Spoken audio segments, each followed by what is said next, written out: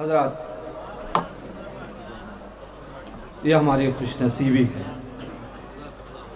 کہ ہمارے اس جشن کی سرپرستی دفتر مرجع جہان تشیع حضرت آیت اللہ حافظ بشیر حسین النجفی کی جانب سے ہر سال ہمارا یہ جشن یہاں بڑے تسک و احتشام کے ساتھ منعقد ہوتا ہے۔ خدا ان تمام مراجع کرام کو اپنے حفظ و امان میں رکھے جو تشیع کی آبرو ہیں، ہماری جان ہیں، اس لیے کہ جس طریقے سے زندگی کے لیے انسان دو سانسوں کا محتاج ہے کہ ان میں سے اگر کوئی ایک سانس بھی اگر اس کی رک جائے تو اس کی ظاہری حیات ختم ہو جائے گی، اسی طریقے سے شرعی حیات کے لیے بھی دو سانسیں ہیں، ایک عزاداری دوسرے مرجعیت۔ ان میں سے کوئی ایک سانس بھی رک جائے تو شرعی حیات ختم ہو جاتی ہے۔ اگر کوئی ہم سے ان دونوں میں سے کسی ایک کو چھیننا چاہ رہا ہے تو یہ سمجھیے گا کہ وہ ہماری جان کا دشمن ہے۔ لہذا احتجاج ہمارا فریضہ ہے۔ دعائیں کریں، اپنی دعاؤں میں یاد رکھیں۔ میں بڑے ہی ادب و احترام کے ساتھ گزارش کر رہا ہوں، انقلابی لب و لہجے کے مالک بولتے ہیں تو ہماری روحوں کو توانائی ملتی ہے، ان کے الفاظ ہمارے لیے مشعل راہ بنتے ہیں۔ میں گزارش کر رہا ہوں حجت الاسلام والمسلمین علامہ شیخ علی النجفی صاحب کے وہ تشریف لائیں اور اپنے بیانات سے ہم سب کو مستفید فرمائیں۔ آپ حضرات مل جل کے استقبال کریں۔ بر محمد و آل محمد صلوات۔ اپنی آمادگی کا اظہار کریں۔ لبیک یا حسین، لبیک یا حسین، لبیک یا حسین، بر محمد و آل محمد صلوات۔ السلام علیکم ورحمۃ اللہ وبرکاتہ۔ اعوذ باللہ من الشیطان الرجیم، بسم اللہ الرحمن الرحیم۔ الحمد للہ بارئ الخلائق اجمعین، والصلاة والسلام على المبعوث رحمة للعالمين أبي الزهراء محمد، اللهم صل على محمد وآل محمد، وعلى أهل بيته الطيبين الطاهرين، واللعن الدائم على أعدائهم أجمعين۔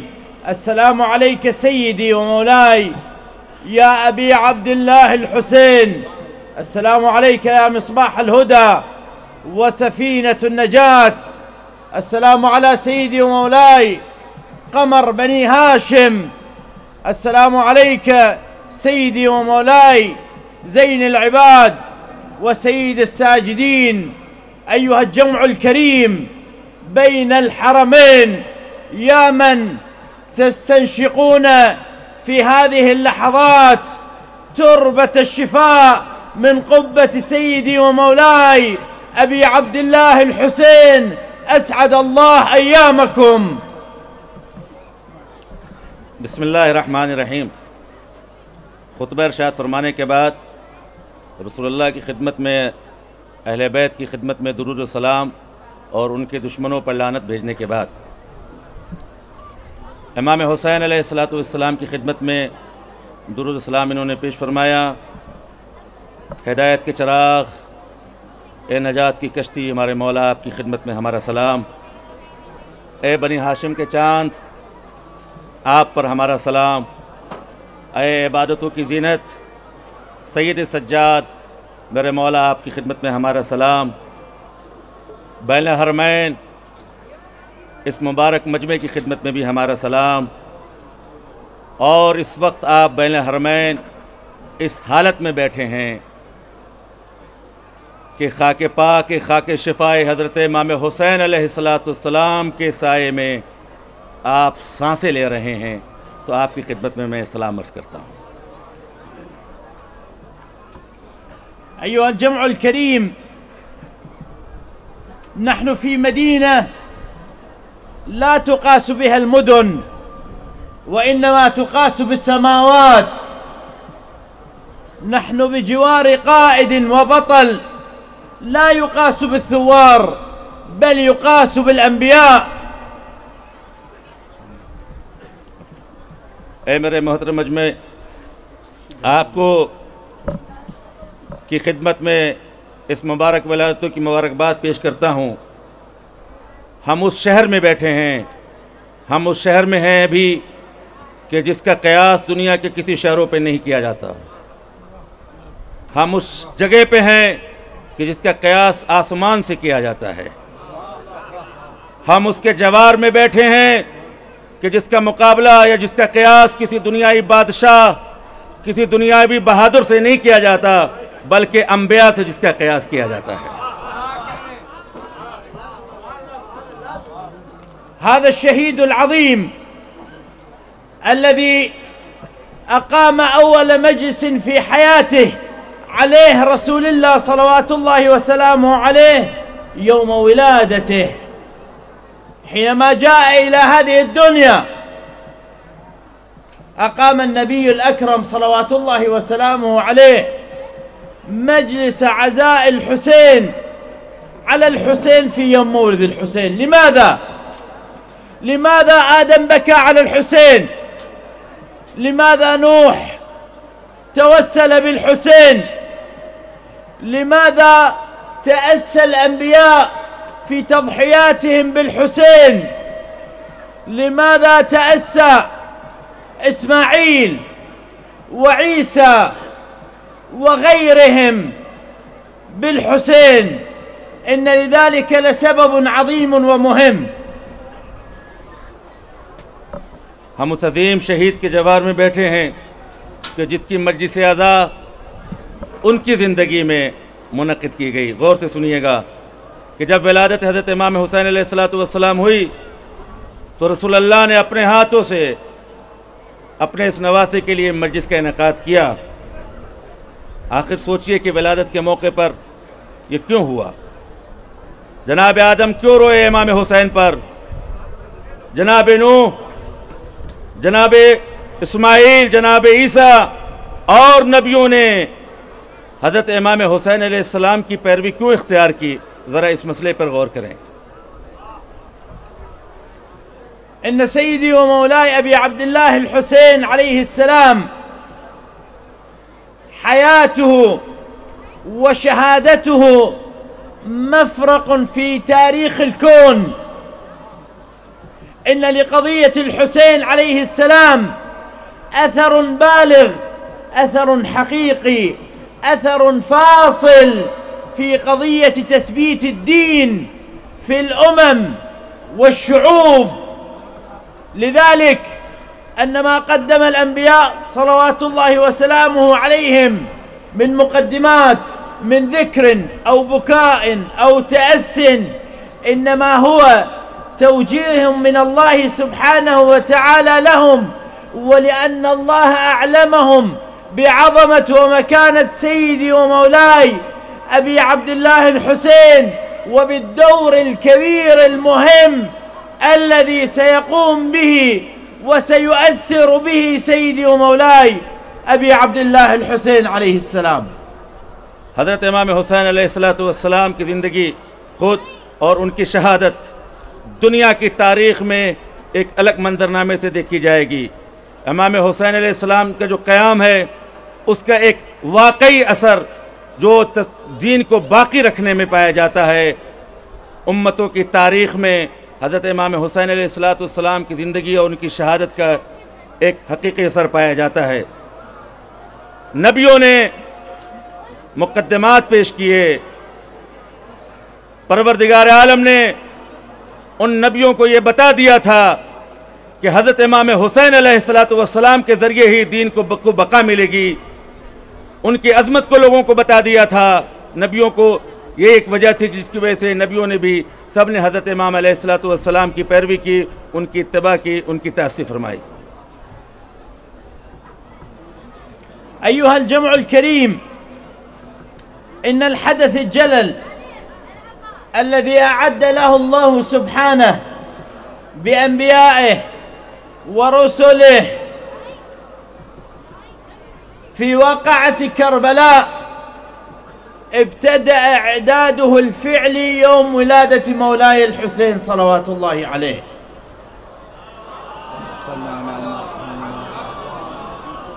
هذا الإعداد الذي غير مجرى التاريخ وثبت لكل الديانات. أيها الجمع الكريم، ارتباط مولد الحسين بشهادته، بذكر الأنبياء له، بإعداد الله سبحانه وتعالى ليومه العظيم، ما يكون إلا لأن الحسين بدمه الطاهر وبحياته الشريفة سيثبت جميع الأديان ويقدم هذه التضحية لجميع الرسل، ويقدم هذا الموقف لتثبيت الدين الذي جاء له به 124,000 نبي. ऐ मेरे मुबारक मजमा, ये अजीम वाक़या अल्लाह ने अंबिया को, रसूलों को करबला के मुतल्लिक़ बता दिया था, और इस अजीम वाक़े की तैयारी हज़रत इमाम हुसैन अलैहिस्सलातु वस्सलाम की विलादत के दिन से शुरू कर दी थी। ये वो तारीख़ थी है, और इस वाक़े ने पूरे दीन जितने भी अदियान हैं उसकी तारीख़ बदल के रख दी। आप ज़रा सोचिए कि विलादत से शहादत का क्या रब्त है। वो सिर्फ इसलिए कि हज़रत इमाम हुसैन अलैहिस्सलातु वस्सलाम ने अपने पाक खून के ज़रिए से, अपनी ज़िंदगी के ज़रिए से सारे दीनों की बुनियादों को मजबूत किया और उसको सबात बख्शा है, और इन तमाम नबियों की खिदमत में अपने ज़रिए से, अपने खून के ज़रिए से, अपने दीन के ज़रिए से इनको सबात बख्श के एक हदिये के तौर पर इमाम हुसैन अलैहिस्सलातु वस्सलाम ने पेश फरमाया है।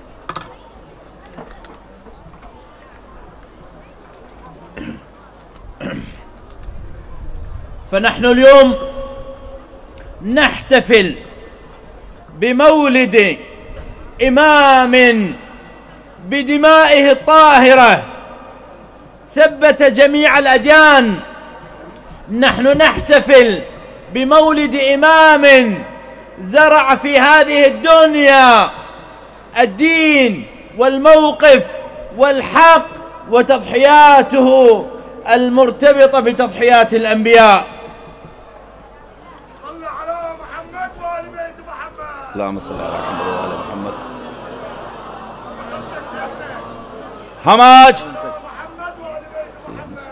हम आज उस इमाम की विलादत का जश्न मना रहे हैं कि जिसने अपने खून के ज़रिए से अदियान की जड़ों को मजबूत किया, जिसने अपने दीन खून के कतरों से हमारे दीन को, हकीकत को, हक को कुर्बानियों के ज़रिए से इसे दवाम बख्शा, इसे साबित किया।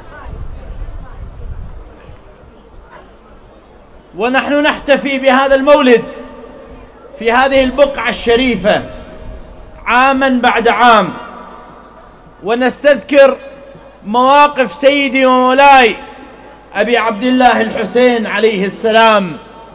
يشرفني أن أشارككم هذا الاحتفال وأهنئ القائمين عليه ومن جاءوا لأجل إعداده وتعبوا وسافروا وبذلوا الكثير لأجل إقامة هذا الاحتفال.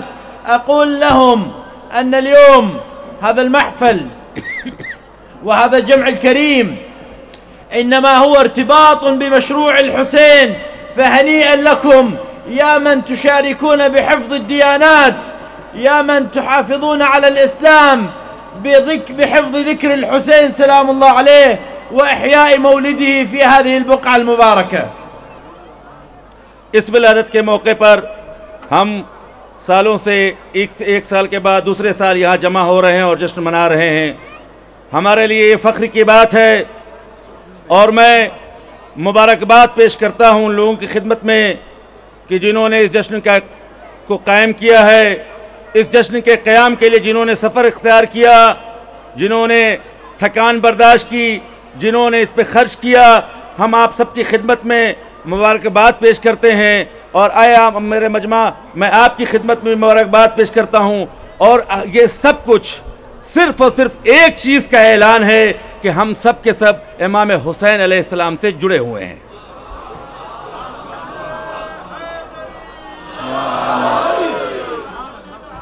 ختاما أيها الجمع الكريم،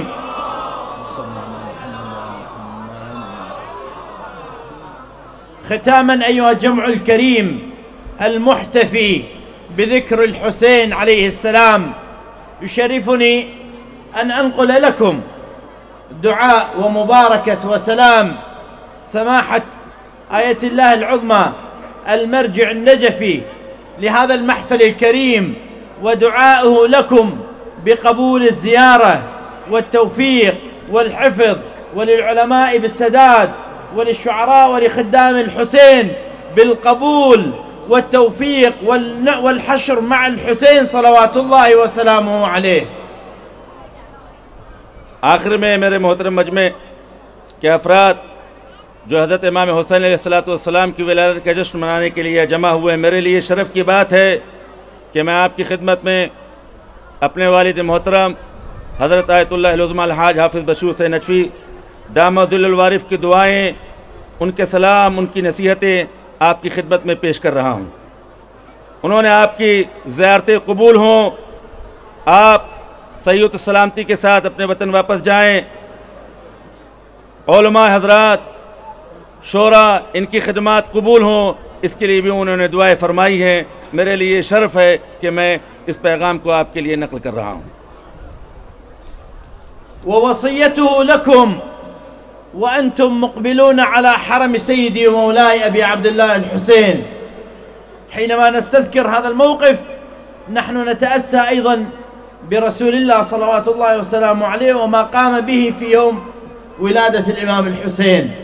حينما نقبل على الشباك الشريف سماحة المرجع يقول: لا تأخذك البهرجة، المظاهر، الذهب، الفضة، الإنارة الموجودة، إنما انظر أن خلف هذا الشباك صندوق، وتحت هذا الصندوق يوجد حصير بالية، وعلى هذا الحصير جسد مقطع الأعضاء محزوز النحر من القفاء.